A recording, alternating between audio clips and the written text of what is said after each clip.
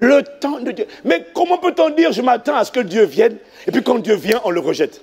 C'est ce qu'Israël a fait. Ça ne nous arrivera pas au nom de Jésus. Dieu nous visite parfois par les anges, mais la plupart du temps, Dieu te visite par les gens. En particulier, les gens qui sont loin. Dis Amen. Ta libération viendra toujours par une personne dont l'onction est la réponse à tes jougs et à tes fardeaux. Je répète, ta libération viendra toujours. Écoute-moi, ce n'est pas l'Esprit de Dieu qui vient du ciel comme une colombe. Non, le Saint-Esprit va toujours passer par des gens pour briser les jougs qui sont sur ta vie et pour ôter tes fardeaux.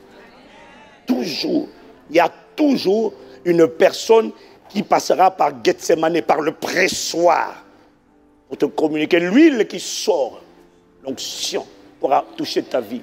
Il y a toujours une personne qui doit donner sa vie, livrer sa vie entre les mains de Dieu, afin que d'autres reçoivent la vie. Toujours.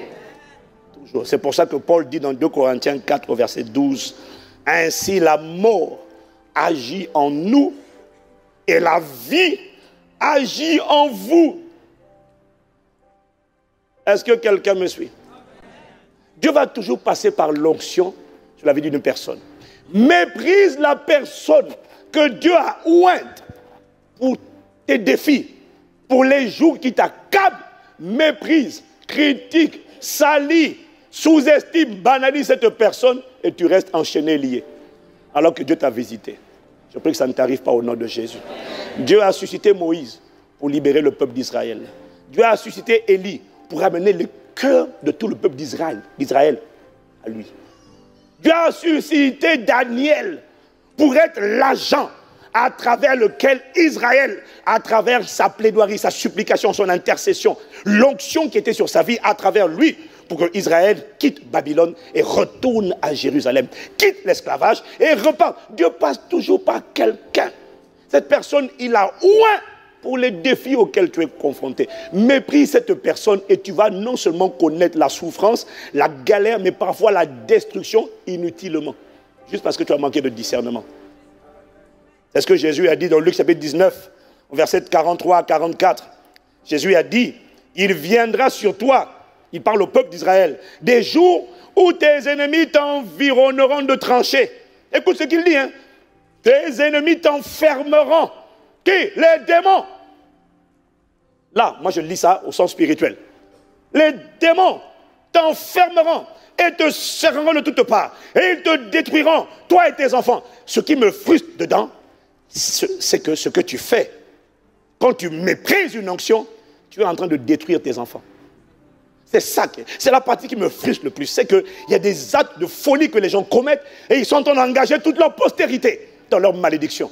Israël, le jour où il condamnait Jésus, il dit, Pilate dit, cet homme est innocent. Si vous le condamnez, je me frotte les mains, je suis libre du sang de cet homme. Et le peuple d'Israël a dit qu'il retombe sur nos têtes et celles de nos enfants. Mamanangaï. Ils ont sacrifié, ils ont maudit les générations à venir. C'est ça qui est terrible. Si encore il n'y a que toi, non.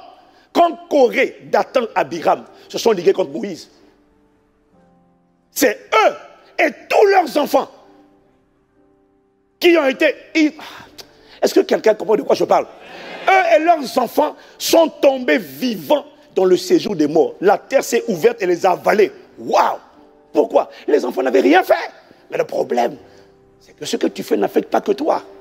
Avant d'aller attaquer, avant d'aller manquer de respect à des libérateurs, à des gens que Dieu a oint pour te sauver, réfléchis. Tu n'es pas en train de commettre la folie du suicide pour toi. Tu es en train de suicider et de tuer toi et tout ce que tu as engendré. Je prie que ça ne t'arrive pas au nom de Jésus.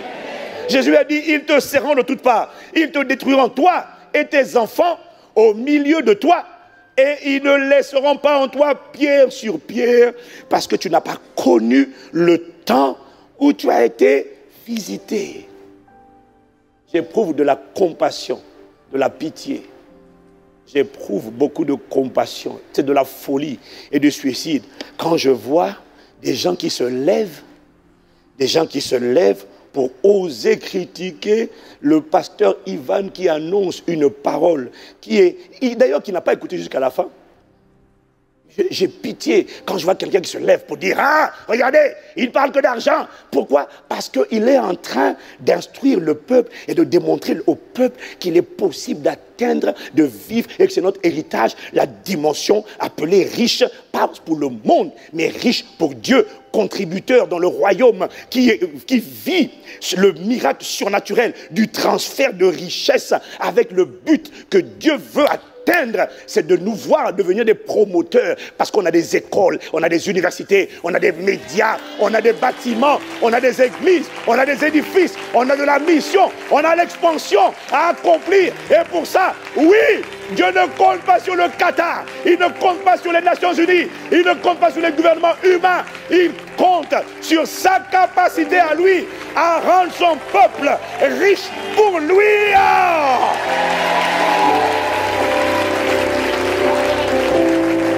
Et je me sens triste, pas pour moi, parce que nous, on est blindés. Je vous ai déjà dit, Dieu a rendu mon visage semblable à un caillou. Il y a un bouclier qui fait que je ne ressens rien. Tu peux critiquer, salir mon gars. Je te regarde, mais j'avoue que je pense à tes enfants. Parce que toi encore, peut-être que tu as un certain âge. Si tu meurs, c'est pas grave. Mais je pense à tes enfants. J'ai compassion parce que tu es en train de détruire ta postérité. Parce que tu te lèves pour contester un message. En plus, celui qui t'annonce le message est un message de ce qu'il annonce. Parce que je sais ce que c'est qu'être riche pour Dieu. Parce que je peux dire en toute humilité que j'opère dans la dimension, parce que je sais, je fais partie des gens qui ont donné des centaines de milliers d'euros dans l'œuvre de Dieu. Donc je sais ce que c'est qu'être riche pour Dieu. Je sais.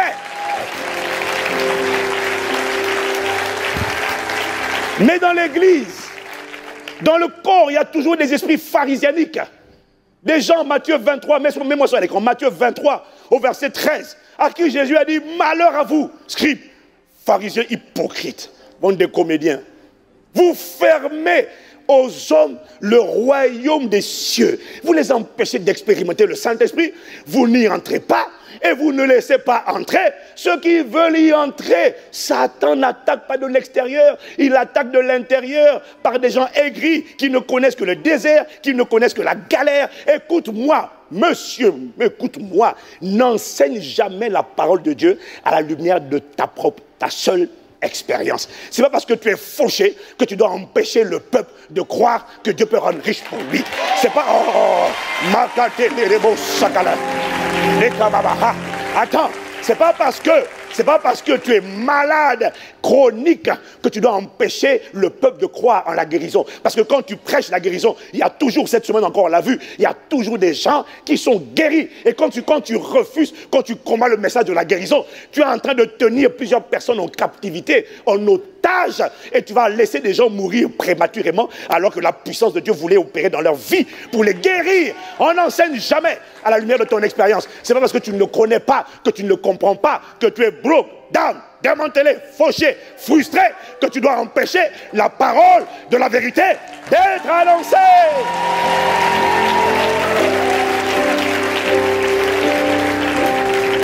Ce qui m'amuse le plus, ce sont les apprentis docteurs.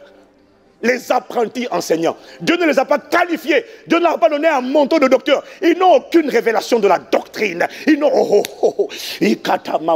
Ça, c'est mon domaine. Ça. Ouh, là, là, là, là. Ils n'ont aucune révélation de la doctrine. Paul dit à l'église, aux Éphésiens, aux Colossiens, en lisant ces quelques lignes, vous pouvez vous faire une idée que j'ai, une représentation que j'ai du mystère de Christ. Paul dit, j'ai le mystère de Christ, le mystère caché de tout temps en Dieu, maintenant révélé aux saints, à savoir Christ en vous, l'espérance de la gloire. Paul avait la révélation, parce que Paul, laisse-moi continuer, Paul était apôtre, Paul était prophète, mais Paul était docteur. Le docteur a la révélation de la doctrine. Ça veut dire quoi? Que lorsqu'il cherche Dieu, Dieu va lui révéler les secrets de la doctrine. Tu sais comment je sais qu'il m'a établi docteur? Tu sais comment je sais? Parce qu'il m'a enseigné des choses que l'œil n'a pas vues, l'œil n'a pas lu ça dans un livre, l'oreille n'a pas entendu dans une prédication, qui ne sont pas montées au cœur de l'homme. Des choses que Dieu a préparées d'avance pour ceux qui l'aiment, et Dieu les a révélées par l'Esprit. La doctrine, le mystère de la nouvelle création. création, il a commencé à me l'expliquer. Le mystère de la Sainte Seine, il m'a expliqué. Le mystère du mariage,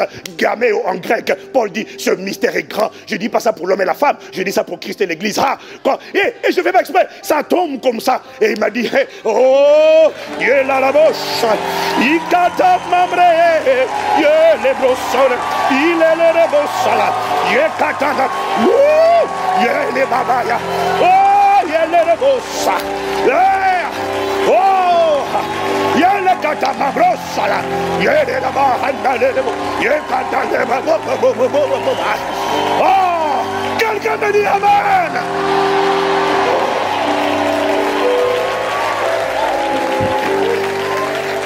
Je suis assez émotionné. Je suis amusé.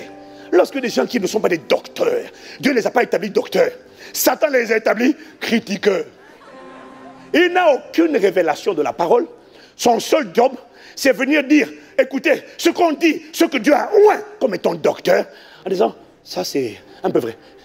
Monsieur, il distribue des points vrais. Bon, dis-moi, quelle révélation toi tu as? Explique-nous un peu le mystère de la nouvelle création. Tu le connais? Explique-nous un peu le mystère de Christ. Tu connais? La nouvelle création. Un être nouveau qui n'a jamais existé. Tu connais? Explique-moi un peu. Même moi, mettons le sujet à table. Explique-moi ce que toi tu as compris. Je lui pose des questions. Et le mariage, tu sais ce que c'est que le mariage? Non, c'est une homme et une femme. Non, mon frère, c'est beaucoup plus grand. Non, non, c'est beaucoup plus profond que ça. Quel réma encore tu veux? Le mystère de la vie surnaturelle. La vie de vie. Tu connais? Non, mais mais si on meurt, on meurt. Hein. Si on est malade, on est malade. Non, il n'y a plus de condamnation pour ceux qui sont en Christ et qui marchent. Oh, oh, les babrés.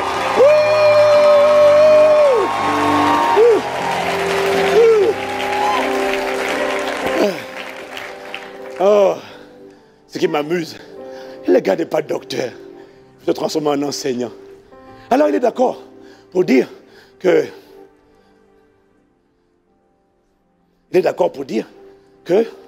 Jésus a été rejeté à la croix afin que nous soyons acceptés. Là il dit amen, là je suis d'accord.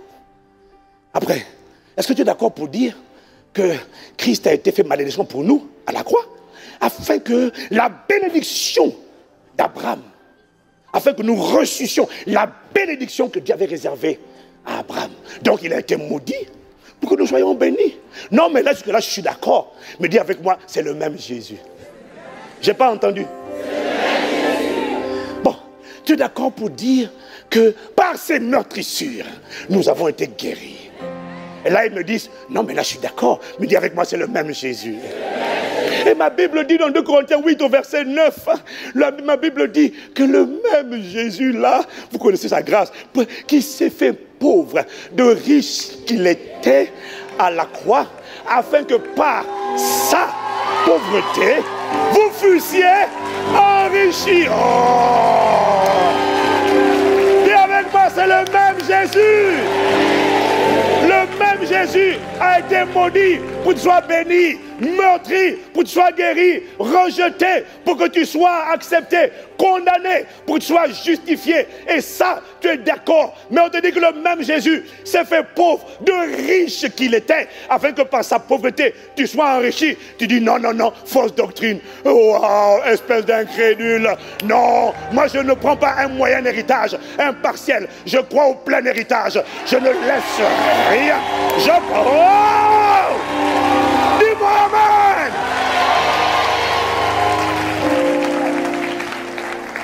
Moi je crois au plein héritage. La pensée de Dieu, ce n'est pas que certaines personnes soient guéries, c'est que tous soient guéris. Donc la même pensée, ce n'est pas que certaines personnes soient enrichies divinement, miraculeusement, c'est que ce soit l'héritage de tous. Si tu ne veux pas, laisse-nous tranquilles, on a du travail à faire. On a des vies à sauver, on a un royaume à étendre. Oh, quelqu'un me dit un meilleur amen que ça. Wow. Mais j'ai compassion, parce que le genre, toutes les personnes qui vont combattre un message que Dieu a donné pour libérer son peuple, toutes les personnes qui vont combattre ce genre de message, il m'a dit, ce n'est pas qu'elles seront pauvres, il m'a dit, elles iront en s'appauvrissant de plus en plus. Deux, la grâce qui leur avait été donnée pour faire ce qu'elles devaient faire. Cette grâce leur sera retirée. Pourquoi? On n'attaque pas un haut gradé. On n'attaque pas un grand officier. Un haut gradé, on n'attaque pas. Si tu es un policier et que tu attaques un haut gradé policier, tu perds l'uniforme. Parce que tu ne respectes pas la tenue. Tu peux être ouin, je suis ouin, mais on n'opère pas dans la même dimension. Reste calme. Donc on n'a pas le même grade. Descends. J'ai dit descends. J'ai dit descends. Chakata. Likata mangro le debo, ilala male debo.